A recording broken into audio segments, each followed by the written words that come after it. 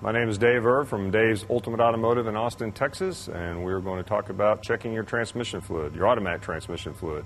First thing you need to know is that a lot of manufacturers use the same type of transmission fluid, very common across the industry, but there are quite a few that use very specific transmission fluids. So the first thing you want to do is identify what type of transmission fluid you have in case you need to add some. You don't want to add just a generic brand that can do damage to the transmission. Most of the time it's marked on top of the stick. In this case, it is Merc on 5, which is a specific to Ford.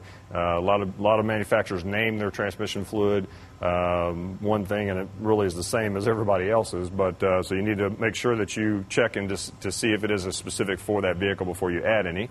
The second thing you want to do is understand that this is checked warm or hot. Because transmission fluid does expand a little bit, so you want to get an accurate reading when it's warmed up.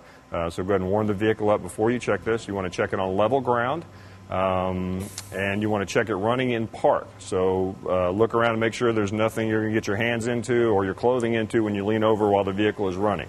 So then we want to go ahead and start the car up. Okay. We want to go ahead and pull the dipstick out and clean it off. Put the dipstick back in, make sure it seats all the way down in, and then pull it back out again, keeping it straight down so the fluid doesn't run up the stick. And what you're looking for is to be between the minimum and maximum level, which is in this grid right here. So most dipsticks will have a grid like this on it. You want to look for color.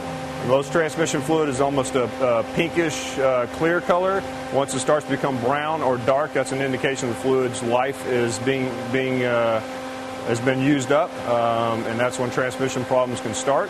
Average life expectancy of transmission fluid is about 30,000 miles before you should have it changed. You want to change your fluids while they're still useful, not when their useful life has ended.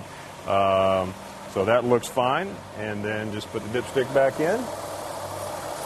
And of course, if you have to add any, you just get a funnel and put it in the dipstick tube that the dipstick came out of, and add maybe half quart at a time. Let it sit for a little bit, make sure that fluid gets down off the tube so you don't get an inaccurate reading, and then go through the same procedure again until you get it within the cross hatches. Transmission fluid is not something you would normally burn or lose, so if you are low or getting low, I would suspect a leak somewhere, and I would look for that.